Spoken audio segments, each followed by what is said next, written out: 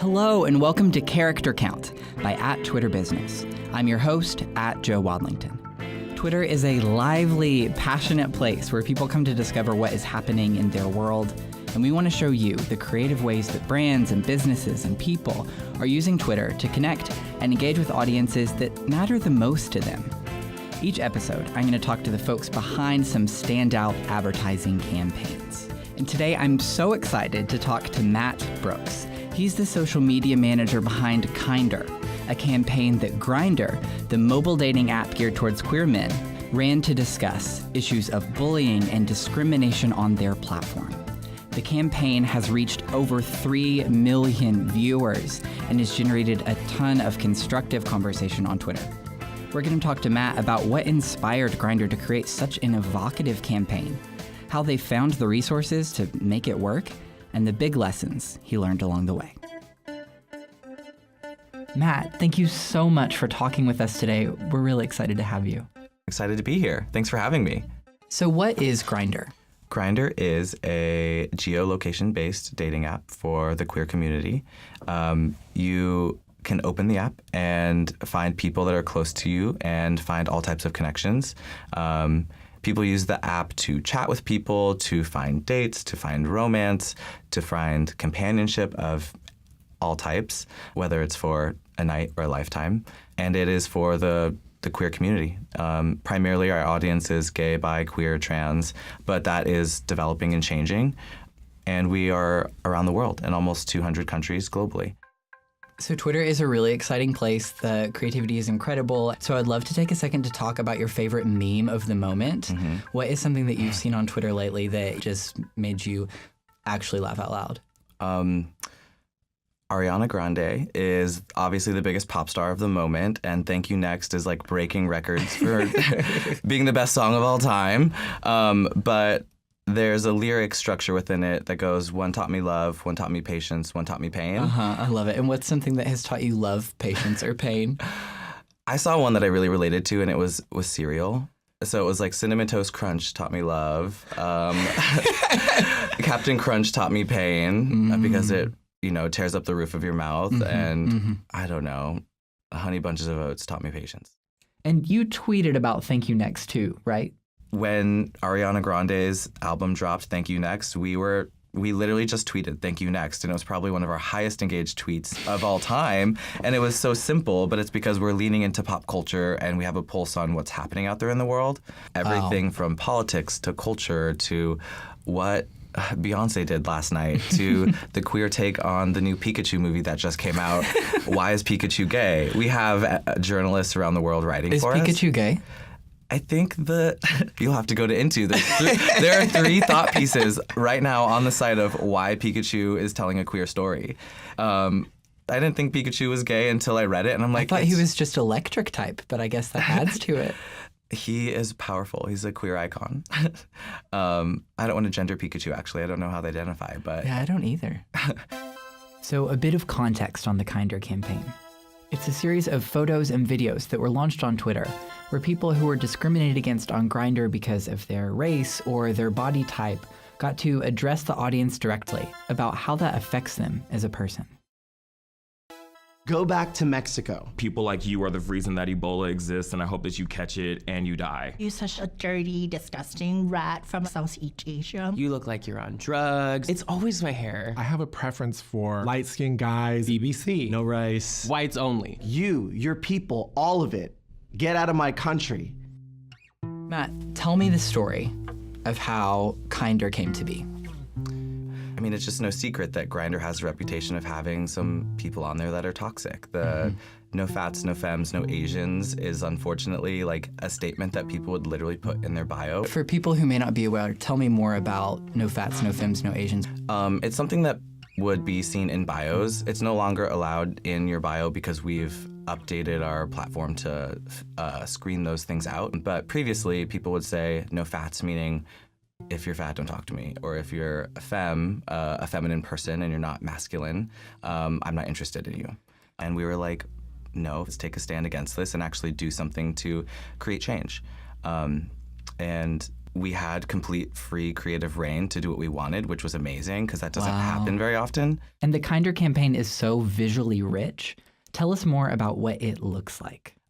Visually, we just wanted to go with a more luxe, rich route with our colors and textures. A light pink, some tan colors, and some darker browns. There's curtain backdrop with like velvety curtains. And then we had a carpet on the ground that was fuzzy and pink and makes you want to like curl up in a ball and like be cozy. And then on top of the rug is a lit up pink clear box that says soap on it. So we literally created a soapbox stand for people to stand on and declare their mission and their statement. Yeah, it all looked so soft and really luscious and expensive. Like it was a very glamorous looking place, and just a really cozy environment. Yeah, it's the magic of production. But also the people on the stage were so beautiful themselves. So on top of these soapboxes were real Grindr users and people from the queer community. That's what we wanted to do, was showcase people's individuality and showcase that we have a diverse community. And we're not just one single vision of what a Grindr user is. I've been hooked on this campaign since the teasers because they were kind of mysterious. Tell me more about the teasers that were put out. And so we did 5 teasers for each of the 5 topics of sexual racism, transphobia, femme shaming, body shaming, and HIV stigma. No faces were in them. It was sort of just like ambiguous close-ups. Close-up of a body, a close-up of a shoulder, a close-up of a mouth with lipstick, a close-up of 2 guys holding hands. And there were a lot of textures as well. I saw a close-up of, it looked like feathers, or a close-up of kind of like a suede. Mm-hmm. And because this was a video campaign that was on Twitter, seeing so much movement and rich depth, I had never thought about how flat an app can look. Having just a video of texture was really interesting, and I'd never thought about that until I saw the Kindr campaign. So video is huge on Twitter. It's our fastest expanding product. Whenever we do a survey to get new metrics about video, we always do it more than once because we're always shocked. We're like, there's no way the numbers could be this good. And then we check it and verify it with our data scientists, and it's always true. And this was largely a video campaign. Mm-hmm. So tell me more about what it was like to launch a video campaign on Twitter. So launching the campaign was amazing because there's just so much more you can do with video. Out of everything, our video content performed the best versus the static content. And did you put the full-length videos on Twitter, or were they on your website, or where did they live?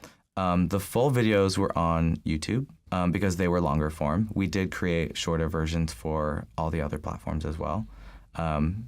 But one of the really exciting things about working at Grindr is the power of the app and the reach that the app has as well.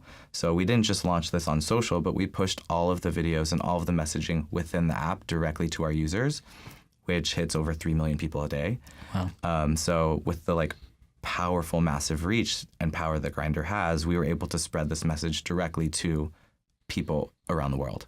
Best practices? You have to catch people's attention right away. So our videos were very hard-hitting from the get-go. We used sound bites that were the most catchy and most interesting and attention-worthy. It is a truly disruptive type of campaign from its DNA. And one of the things that stuck out to me is that the people who have been the most abused on the platform are exactly the people you made the hub of this campaign, which just doesn't happen. That's something in Marketing 101, they say, if you have something happen, you put your comms people on it to avoid it, to repackage it, to explain it to everyone, but you don't pull the most injured people into the spotlight. And for the Kindr campaign, you had the people at the center of it talking about the pain that they had seen. So tell me more about the discussions that were happening in deciding to bring those people into the very middle of your campaign. Yeah, there's definitely a risk with highlighting the negative experiences that people have on your app, but we are trying to kind of help our community grow up in a way and really affect long-term behavior change. If Grindr was just saying, hey, be kind to each other, it wouldn't have the impact that it did by giving it to the real people experiencing these issues. Yeah, and I love how that comments on the broader argument that I think every dating app is having. It's easy to forget that these are real people on the other side of the bio, on the other side of the message. And so by bringing the people and making it a video campaign really helps remind people of that. Yeah, completely. I think it creates a much more meaningful, authentic experience versus just a brand talking at you. What was surprising about the process of this campaign? I guess I was just surprised about the amount of effort that everyone had to put into this, because it is more than just an ad campaign. This is people's livelihoods at stake and their emotions Wow. and their feelings. It was a huge thing that we were committing to addressing. And I also use the app, and it's not just a job I do when I leave. Like, it comes with me because it's in my pocket all the time. And I think this campaign is also the same way. It's like we're talking about things that people face on a daily basis, discrimination, whether it's on an app or in real life. So I think the emotional investment was a lot more than I thought it would be, in a good way. It helped me grow as a person. Wow. What were the biggest roadblocks? Well, we didn't really hold back from having the hard conversations or saying things that aren't really advertising friendly. So I think one of the roadblocks was promoting this content on other platforms, because there are guidelines that other apps and social networks have that you have to abide by to boost content or put money behind it. And I would boost something, and then it would get disapproved, and then have to try to appeal it, saying, like, we're talking about discrimination in a good way to get people to pay attention to it. But I think the algorithms and the people monitoring this just would flag our stuff as inappropriate, which unfortunately happens with a lot of LGBTQ content across the internet. Hopefully it's changing. But yeah, that was definitely a roadblock that we hit with this, and we do continue to hit still this day. Was there ever a moment when it was brought up that the campaign was too risky, or that it shouldn't have been done, or the idea of pulling it back a little bit? No, not at all. We committed to it, and we wanted to tell these stories the way we produce them and not have to, water anything down for advertising purposes. What was different about having the campaign be on Twitter? Well, Twitter itself is an amazing platform because it is very conversational, and people go there to share their opinions and their beliefs, and Twitter was perfect for that because this is a conversation. We would see comments that were maybe somewhat negative, or maybe people didn't understand why we're doing this, and the amazing thing is Twitter users that understood would come in, help them understand why this matters, and that was incredible. What was the most surprising feedback you got? I think the most surprising feedback is from people that don't use the app. If you're gay, you know what Grindr is, but not necessarily everyone else knows what we're doing. So to hear other people that work in advertising at other brands that aren't queer-focused hear about the campaign was surprising and amazing. What surprises me is when I go to a bar maybe, and I meet someone and I say I work at Grindr, and they're like, I don't use it, but I heard about this amazing campaign you did. Wow. That's the surprising impact that it's had on me. So then what's next? After this huge campaign, it's gone very well. What can Grindr do? Will Kindr continue for a long time? Will it get even bigger? Tell me more.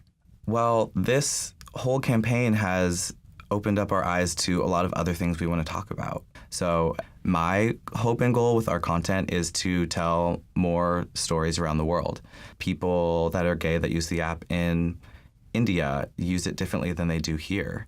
And I want to share that story. And, in places where it's not safe to be gay or queer and you can get imprisoned for it, Grindr is a place that's a safe space for people, where they can't walk around and hold hands with their partner or the person they love, or they can't go to a bar down the street and find like-minded people. People think of Grindr as this hookup app, but there's so much more to it. And it's our job to educate people and let them know that we have a big community and everyone uses us differently. So telling those stories is definitely what we want to do next.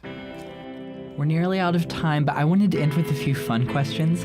Matt, what is your favorite Twitter tip? Engage with people. Respond to people. People like it when you talk back to them, even if it's something simple and playful. Like, people will make Grindr jokes and tag us all the time, and it's so silly, and when I respond, they live for it. So I would say engage with people, because that's what they want to see. They want to know that someone's behind it and is going to talk back to them. I had a Grindr tweet just 2 days ago, and it's one of my most engaged with already. People love to talk about Grindr. What is your favorite life tip? Ooh, favorite life tip. This is getting profound. Do what makes you happy.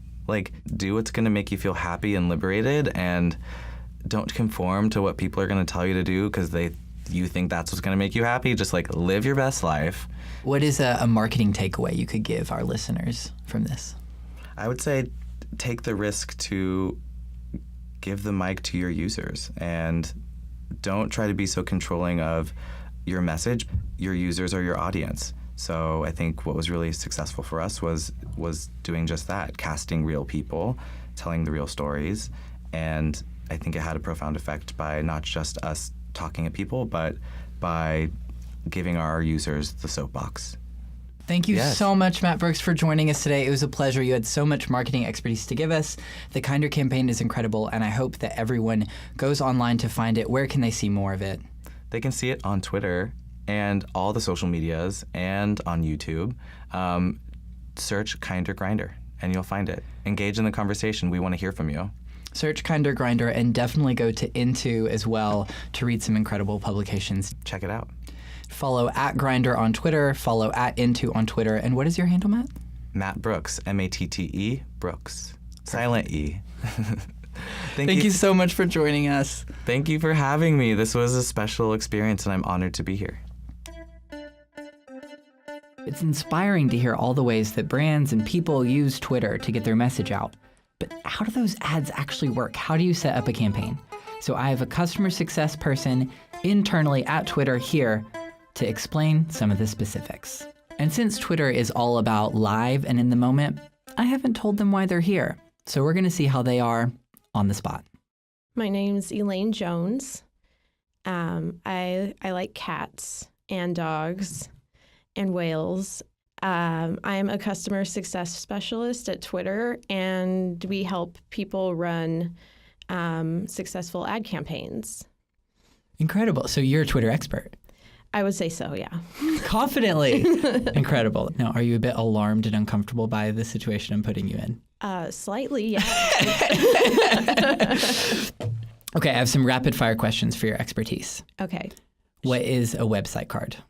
A website card is an ad unit. So you basically can upload your own media and a headline and a link that'll go into your tweet, and it gives the tweet like this cleaner look, I think, and it drives more clicks because the link is very obvious at the bottom of the website card.